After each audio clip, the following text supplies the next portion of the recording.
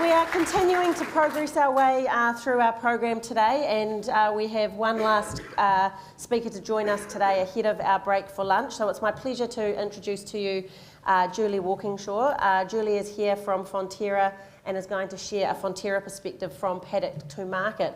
But Julie comes to us today with 30 years of manufacturing experience across dairy and medium density fibreboard.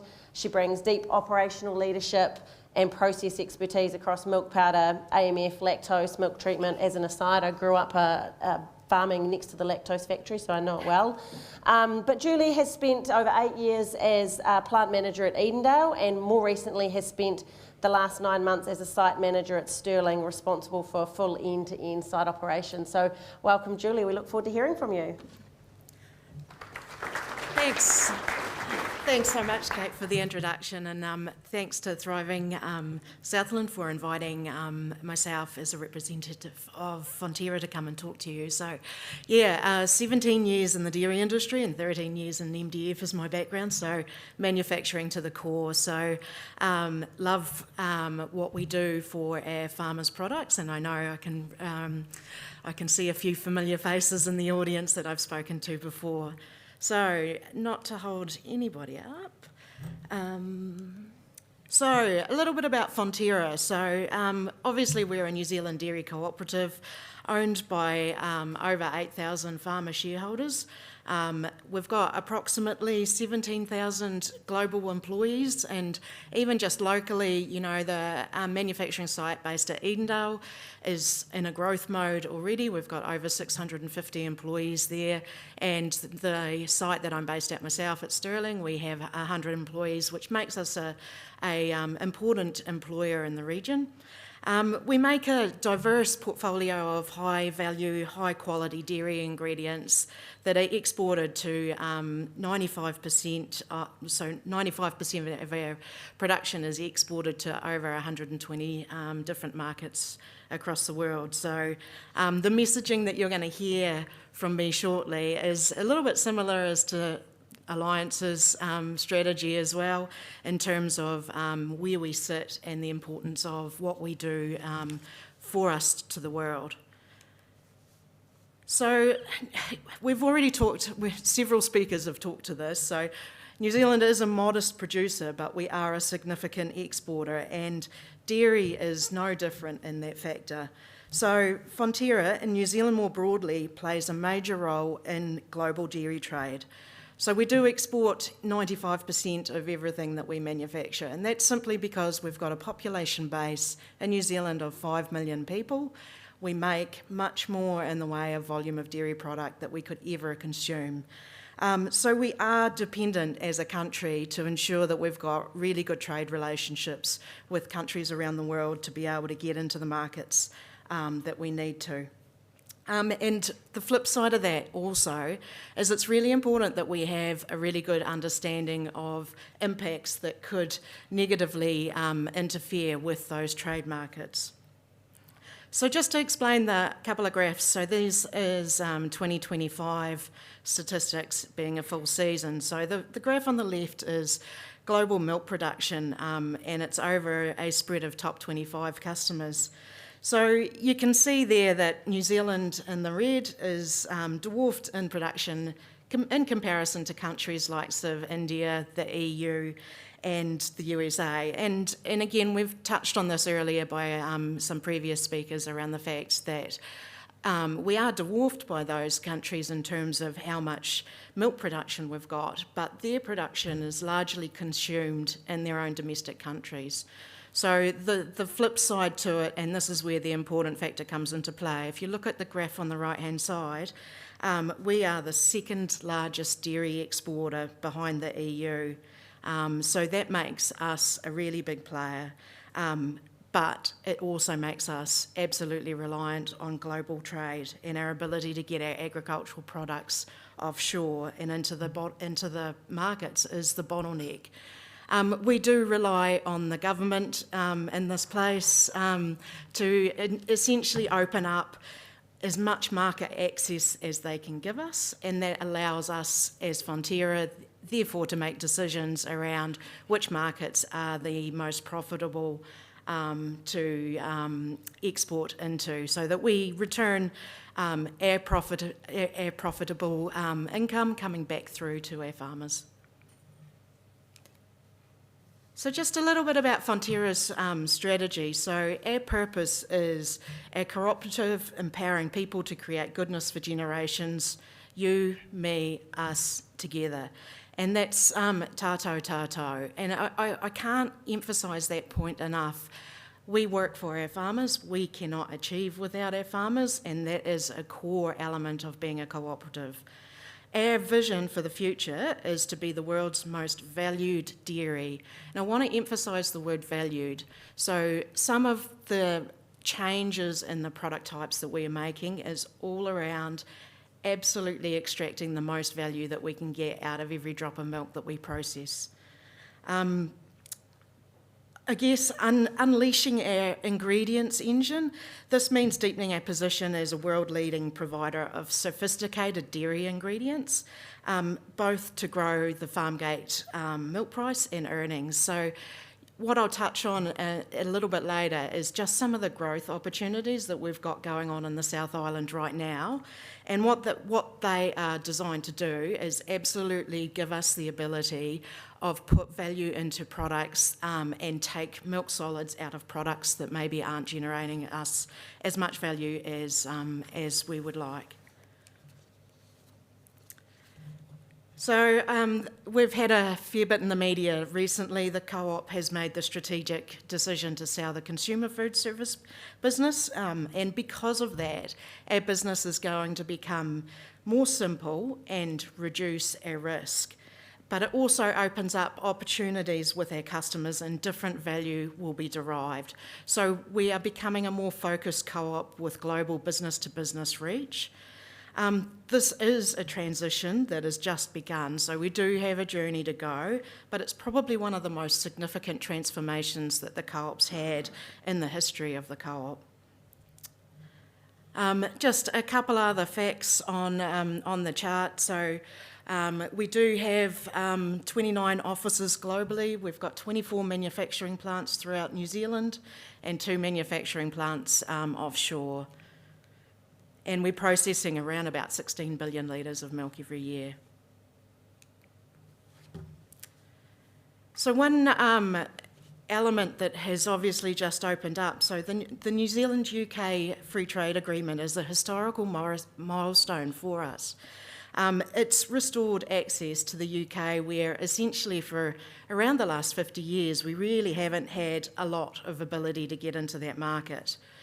So the UK is the world's second largest net importer of dairy, with strong demand for cheese and butter. And that's, at the moment, cheese and butter is what we've accessed into that UK market. So basically, under the Free Trade Agreement, most New Zealand dairy will enter the UK duty and quota free by 2026, with remaining transitional quotas for milk, fat and cheese being fully removed by 2028.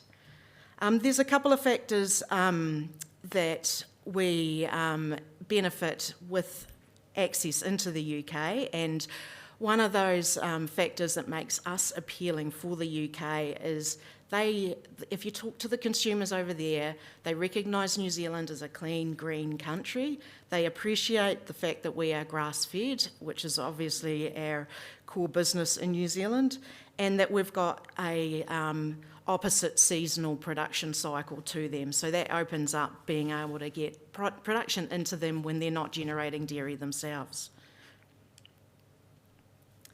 So this just shows a little bit about the growth of advanced and specialty volume. So, and this is directly due to the UK Free Trade Agreement in action. So essentially our dairy exports to the UK have increased from $2 million New Zealand to $157 million, and that is just led by cheese and butter.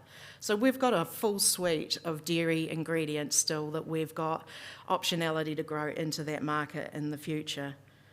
And you can see even the chart on the bottom, the return on capital. So when we talk about return on capital, milk price gives us 5%, but if we turn it into advance, we get 21%, which is significant to us, and that's exactly what we're chasing in terms of market. So the other factor in the UK, so consumer trends are driving a right to win in the retail space. So there is an increased rise of premium private label products that we've got access into. So there's a growing perception in amongst the UK consumers that premium private label products are similar to some of the brand's elements that are already known to the market. Retailers are expanding their premium label as the cost of living pressures ease a little bit, and they're also finding a significant number of consumers in the UK are finding our natural products appealing. This leads into the other growth market that Fonterra is absolutely tapping into. So this is the food service market into China. So essentially what we're seeing is we're seeing very strong performance in food service, which connects to a very local Southland story that I'm really proud to introduce. Hopefully a lot of you already know what's going on, but we've invested $150 million into building a new UHT cream processing plant at Edendale. This processing plant will help meet the growing demand in food service cream applications. So we've got an absolutely thriving food service business in Asia, and it's mainly driven by increased demand around laksa and milk tea products. So the new plant at Edendale is forecasted to process 50 million litres of UHT cream in the first couple of years, with the potential that by 2030 we can expand that plant to grow beyond 100 million litres of processing capacity. That additional processing capacity will allow us to produce more UHT cream products and grow values for farmers, because that product is an exceptionally valuable product. Locally, that expansion has created an additional 70 jobs to the community. Most of those roles are currently filled, and we are currently on track and on budget for that processing plant to start water commissioning over the next couple of months, with first cream going into it by the start of next season.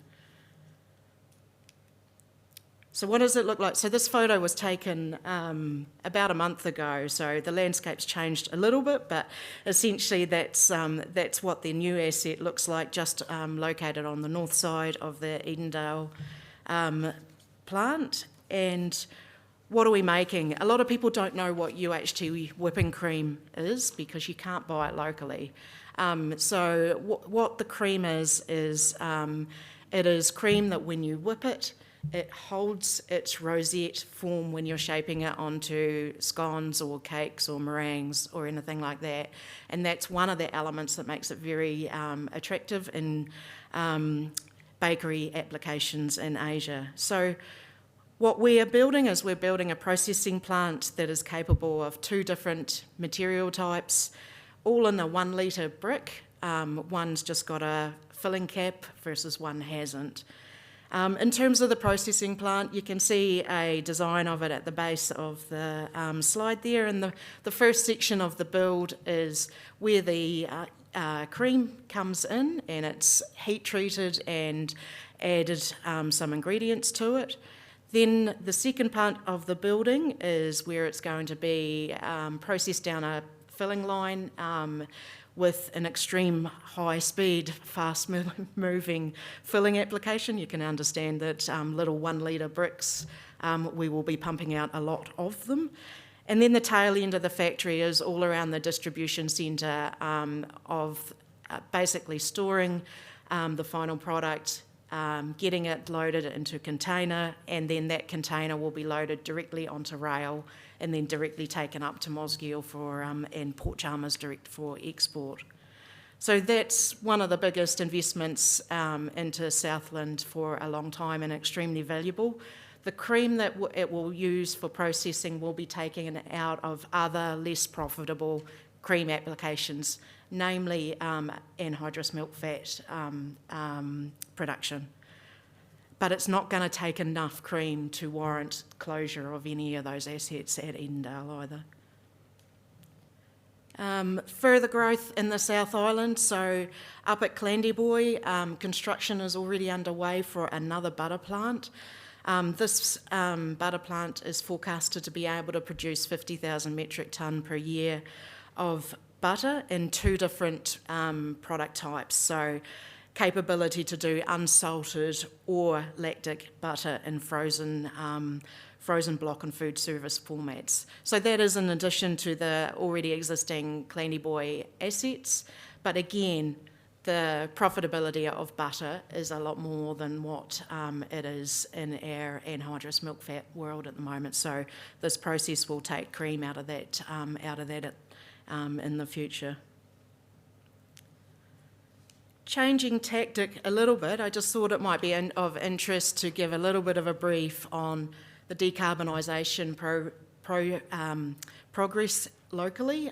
So obviously we need to get all of our coal-fired boilers out of operation, and we have started both at Stirling and Edendale. So Stirling built their first biomass boiler about 3 years ago, and that boiler is in total operation. The coal-fired boiler system that was there previously has been decommissioned and demolished. At Edendale, this is a picture of the first electric boiler that was installed at Edendale.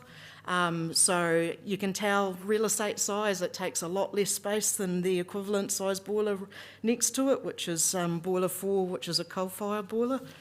In terms of scale, it's very similar to what was installed at Matara Valley Milk. It's a 20 megawatt thermal energy boiler. I guess the important thing from a decarbonisation front, it's taken the equivalent CO2 of 20,000 cars out of the mix.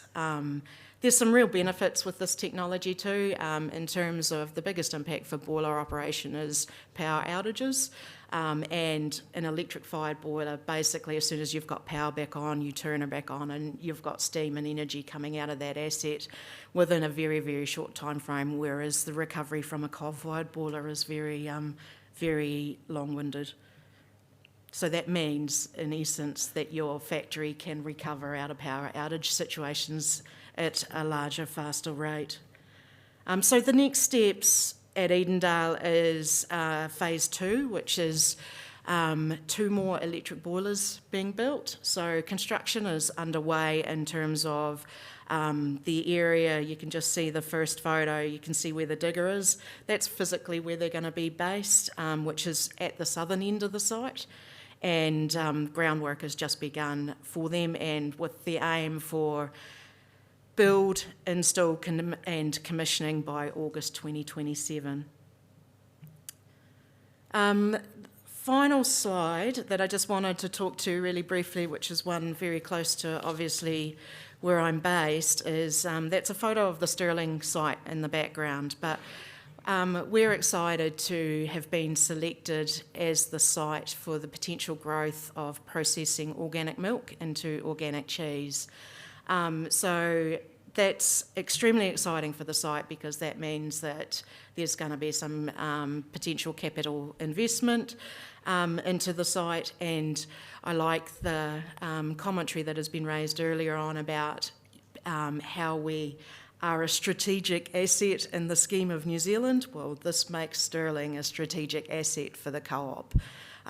It gives us another product range that makes us absolutely valued. So the key points, the reason why we are looking for an organic processing opportunity is we don't have any organic processing plants within the South Island. So this will be the first opportunity, and the growth of organic products is forecasted to grow. So in terms of investment, the Farm Source team have been busy at the moment. We need to secure 4 million kilograms of milk solids from farmers, and they tell me that we're very close to that. and that therefore will then start progressing the capital investment into the manufacturing site, which will allow us to be able to process organic milk with no risk to cross-contaminate from non-organic milk. So future aim at the moment is for first organic processing to be in FY29. So that's a pretty good success story and growth opportunity for Lower South Island. Thank you.